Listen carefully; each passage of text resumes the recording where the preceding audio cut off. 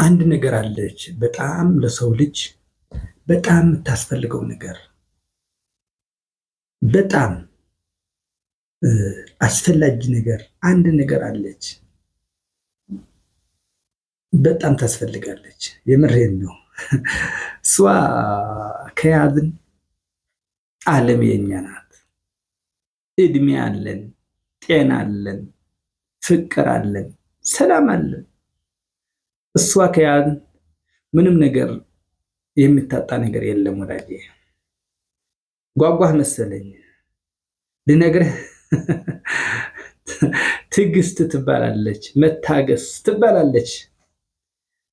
ስለመታገስ ብዙ ሰዎች፣ ብዙ ኒውሮሳይንስቶች፣ ብዙ መጽሐፍቶች፣ ብዙ ሊቃውንቶች፣ ቅዱሳን መጽሐፍትም ሳይቀሩ ስለመታገስ ተናግረዋል።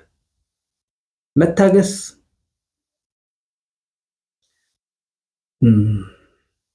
መታገስ የማይችል ሰው ምን አይነት ባህር አለው ብለህ ትገምታለህ?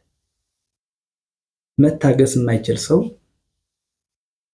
እድሜ የለውም፣ ጤና የለውም፣ ሀብት የለውም፣ ጨቅጫቃ ነው፣ ይናደዳል።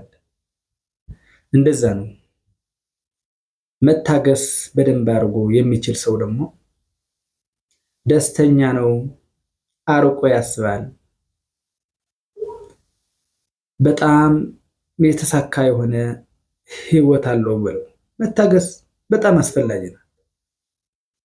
መታገስ ጥቅሟ እንዴት ነው ብለህ እድሜ ልኩ የተፈረደበት ሰው ስትጠይቀው ይነግርሃል። እንዴት ነው የገጠመ ስትለው ሂደህ አይ ለ10 ሰከንድ ትዕግስት አለማድረጌ ነው ያ ሁሉ መዘዝ የመጣብኝ ይልሃል። በጣም ታዝናለህ። እንደ ሰው በጣም ቅኑ ሰው ከሆንክ በጣም ታዝናለህ። እድሜ ልኩ የተፈረደበት ሰው ያሳዝናል። 24 ዓመት የተፈረደበት ሰው ያሳዝናል። 10 ዓመት የተፈረደበት ሰው ያሳዝናል እንደ ሰው። እሱም ቤተሰብ አሉት፣ ልጆች አሉት፣ ሚስት አለው፣ አባት አለው፣ እናት አለው። በጣም ይህች ነገር ሁላችን እንደ ትምህርት ልንማራት ይገባል። በእውነት አንዳንድ ሰዎች አሉ እንደ እድል ነገር የሚመስላቸው። ትዕግስት ሲባል እገሌ እኮ ትዕግስተኛ ነው ሲባል አድሎት ይባላል። ምንድን ነው? መቻል ነው ወዳጄ። አንተም ትችላለህ፣ እንደሱ ትሆናለህ። በጣም ትዕግስተኛ ሰው ከሆንክ ሰዎች ይደነገጣሉ።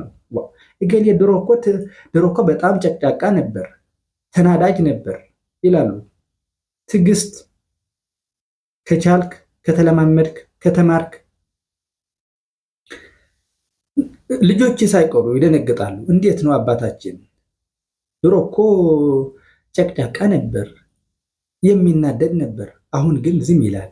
እንዴት ነው? ምን የተፈጠረ ነገር አለ ይላሉ።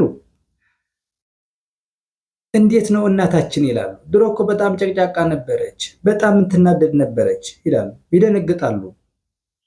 አዎ ፖዘቲቭ ሳይድም ያስደነግጣል።